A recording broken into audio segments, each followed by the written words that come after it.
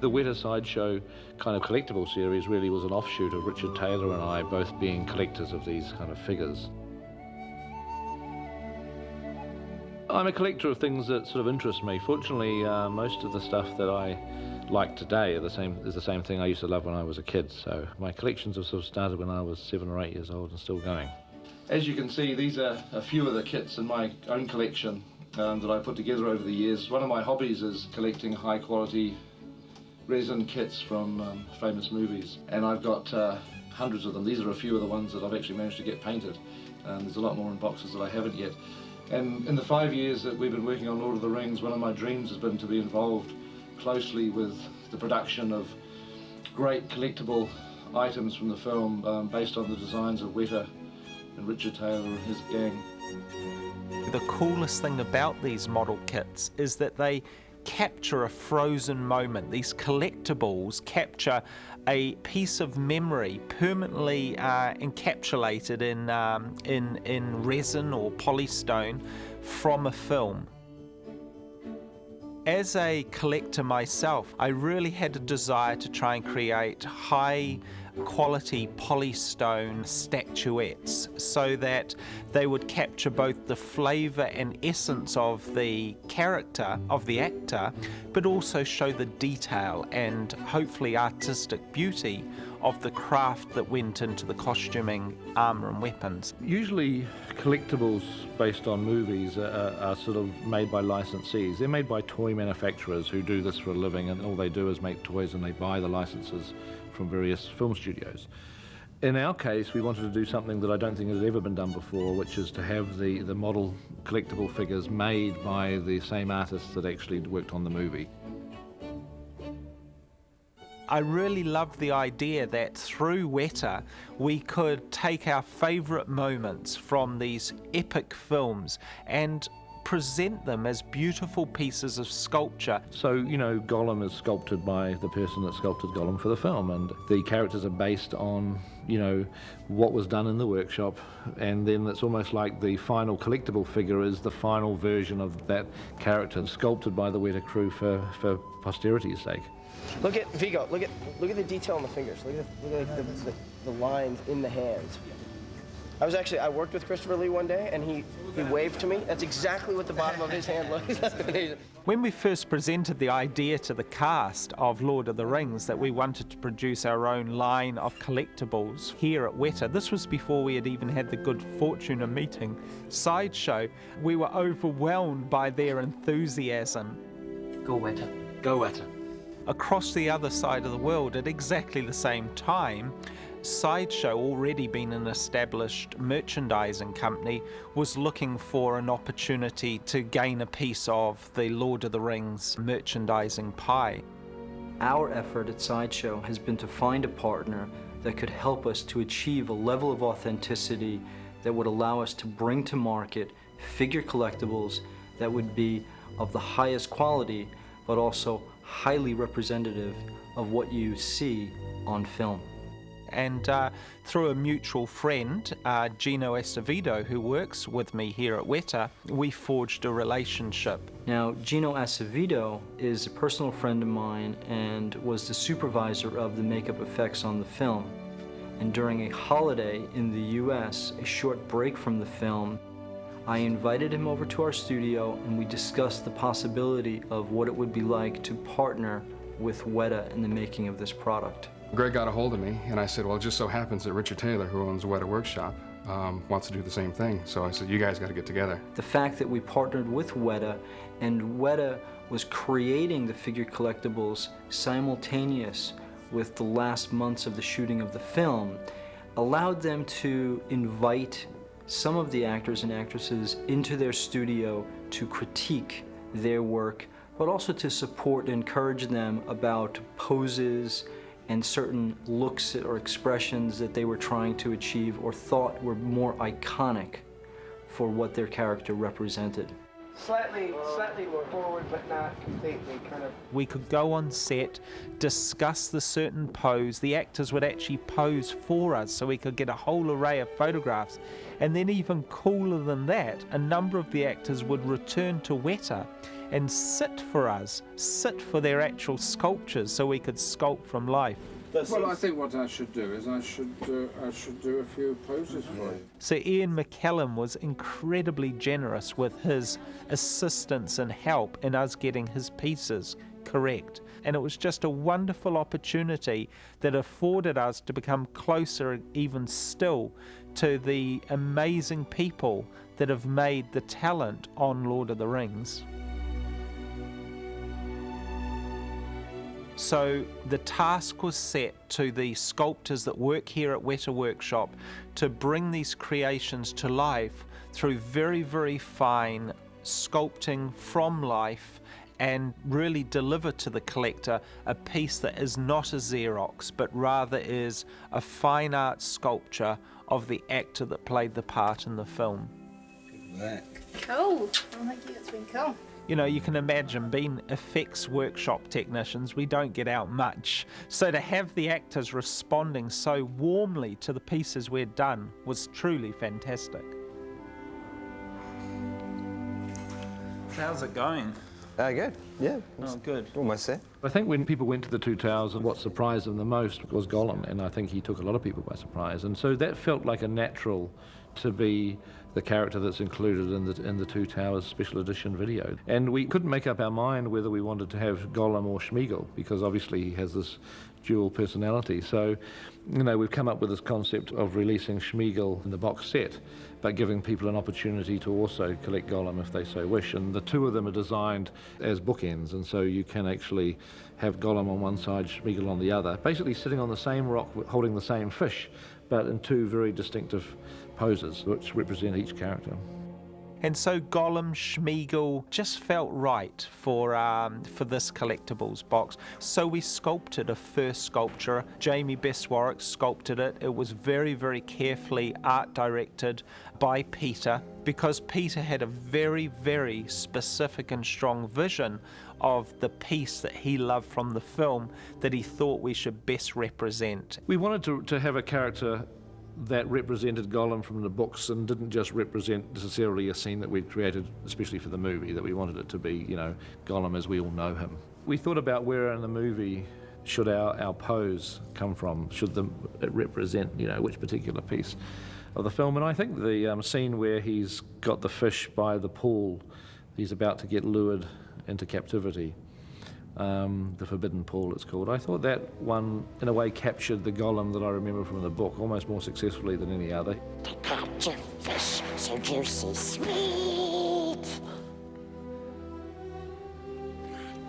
He's just at his happiest, really. You know, he's been freed, and it's just the moment of slight suspicion as Frodo's asking him to come with him.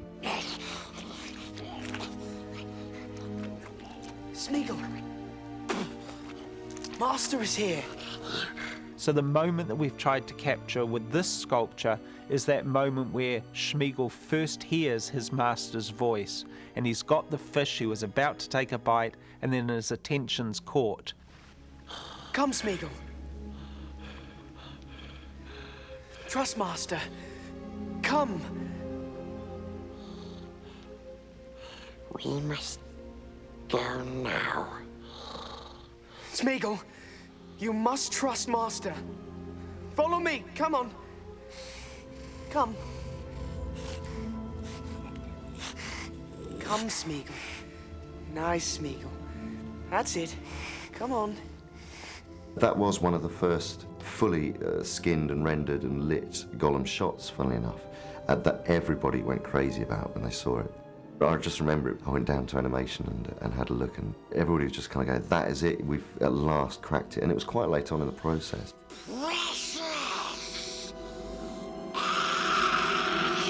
All of our design process ultimately starts with drawing, illustration, conceptual design. As soon as we have the essence of what we're trying to achieve, it then goes straight to sculpting. We call them three-dimensional maquettes. They're little sketches in plasticine that will suggest in 3D the essence of what the sculpture will ultimately try and capture. Once we've got that working, we then go to the final sculpt. In the beginning, it was ultimately quite tricky figuring out who would get to do which piece, because everyone was keen on certain pieces, but due to the good will of everyone that was working at the Weta Workshop, they ultimately bargained with each other till everyone was happy with the pieces they were doing. The Weta Workshop is an amazing facility, and Richard Taylor, he's like the father figure for everybody, and the whole place is a big family. I mean, we live together like a family here. We fight like a family, but it's great, and the amount of talent that's here in the workshop is just incredible. Yeah, what you're voting on here is whether you like the idea. Once the sculpture's finished and we have all had a group discussion about whether we consider it ready to mould, because at that point everyone gets involved and everyone's allowed to critique on each other's sculptures. Yeah, it all works really well. Oh, it's brilliant.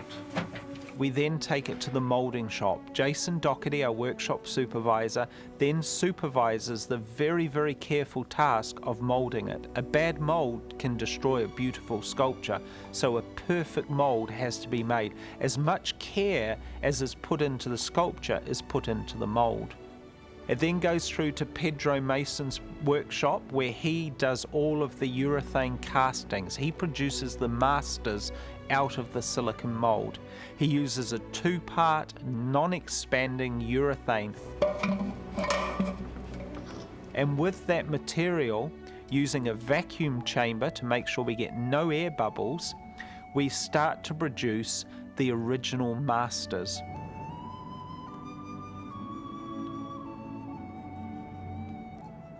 Then it goes through to David Tremont's department. He does all the finished cleanup work on the pieces and makes sure that they have no seams or no finer little bubbles. He primes them with a grey primer. Then 3 of them are sent up to Gino's room. Gino Acevedo is our senior prosthetic supervisor, but Gino also designs all the colour schemes of the creatures we do at Weta. While I was trying to come up with a paint scheme, we had lots of conversations about the character and, following the books and the story about where Gollum was living in the caves and stuff. So we thought, he should definitely be very, very pale since he doesn't get out into the sun very much. And in the skin, he would have a lot of rashes and things, Peter wanted, because Peter wanted him to be able to kind of scratching every now and then and things like that. And then with the fish, we've added some things like adding a very high gloss to the fish so it looks nice and wet, and same with his eyes. So from all that gets transferred, into the little collectible that we have here that's going to be out on the DVD. David, meanwhile, continues to make the mould masters back in his workshop. He probably will make 60 in all, and these are the master copies that multiple moulds will be taken from to allow us to replicate such a massive number of pieces. Every piece is hand-painted. They've got an amazing team at the factories where they've got all these people with paintbrushes and airbrushes sitting there just very delicately, just painting little details on the pieces. It was really amazing. I think it's excellent. Good. The actors, being so different, ultimately reacted in such a different way, and from the most outrageous responses to what we'd sculpted for them to the most complimentary and beautiful comments. And look at that. Gorgeous on the neck, right in there. I love it. I was around when the sculptor Brad Dourif came on set, because it was actually Brad's last day on our shoot. And he was about to leave. I think he'd just about finished his last shot and was getting changed and going to say goodbye to us all to get on his aeroplane. And the Weta folk had just finished sculpting the bust of Wormtongue, and they rushed it onto set so he could just have a look at it before he left. And it's a beautiful sculpt. I mean, it's exactly like him, and he was very happy with it. Really beautiful. Good. Wonderful. Thank you very much.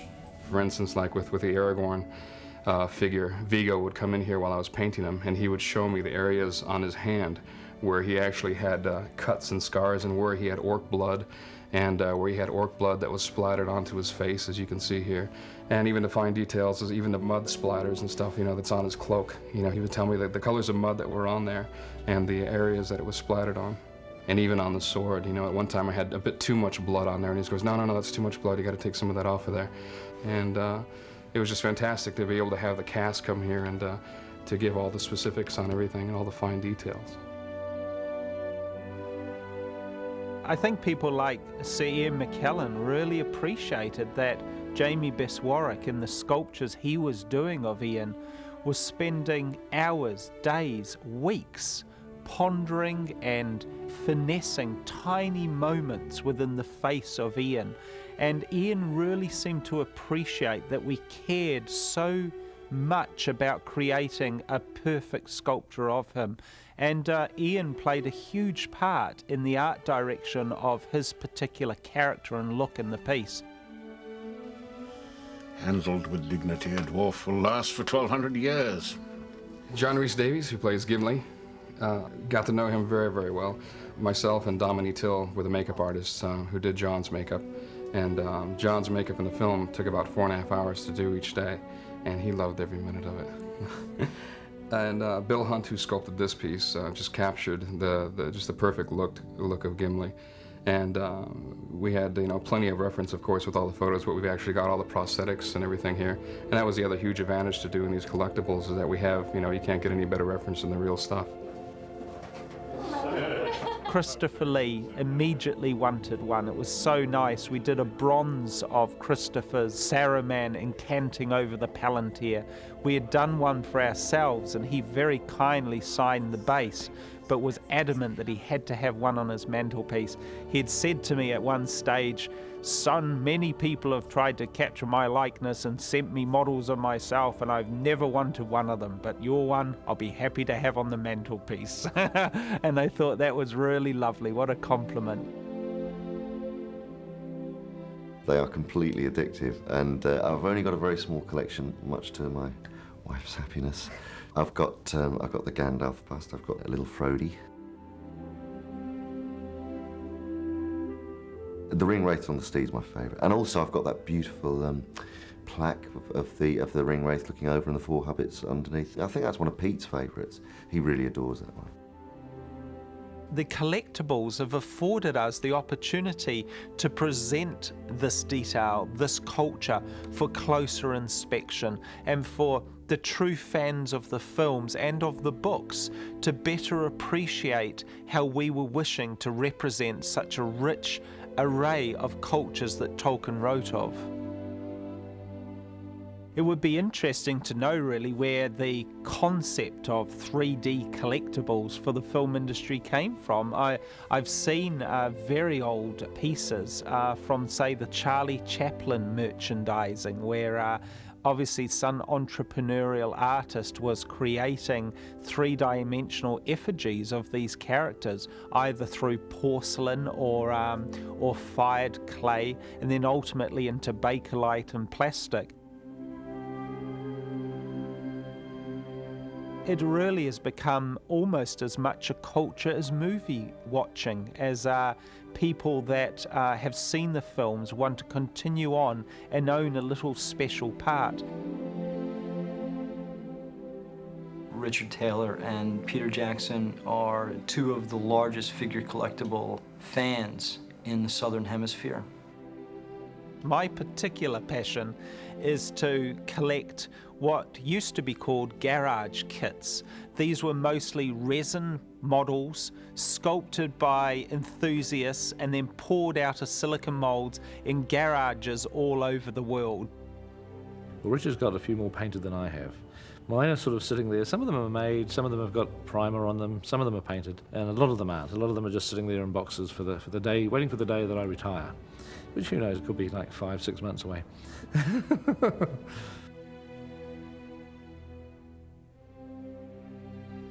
To me, they're beautiful pieces of art. I actually even have them in my will for my son. I think of them in such a special way. I think it's an interesting situation where there's been a shift in the last 2 or 3 years from basically kits that you buy unpainted, where you have to glue them up yourself and fill up the seams and sort of finish them and then paint them, to ones that are pre-cast, pre-painted. So I think there's people that love model making, and there's people that just like, collecting them and having them on their shelf as a souvenir of the film. The 3D collectibles created by Sideshow Weta are a celebration of the broad spectrum of characters originally created by Tolkien. and the amazing work created by Weta Workshop for the film. We had a range of figures, 6-scale figures standing about 12 inches tall, that would be the actors or the creatures, the orcs, the Uruk-hai, in their full armour with their weapons in poses that represented their moods from the film, certain scenes from the film. Then we'd create a range of busts. The busts would be like classical Roman busts, painted to better study the detail and the culture of the costuming of these characters. Then we did a series of plaques ranging from small round medallion-like plaques that captured little moments in bronze from the film. We also created environments, taking beautiful sets and locations from the film and sculpted these in fine detail. Over and above that, we also thought that people would enjoy collecting plaques that showed all of the weapons of Middle-earth. So we created a set that represented these things. And then on top of all of this, we thought it would be neat to do very limited edition special pieces of some of the more outrageous creatures of Middle-earth. When all is said and done, Sideshow Weta Collectibles will have produced nearly 200 different items based upon Peter Jackson's trilogy.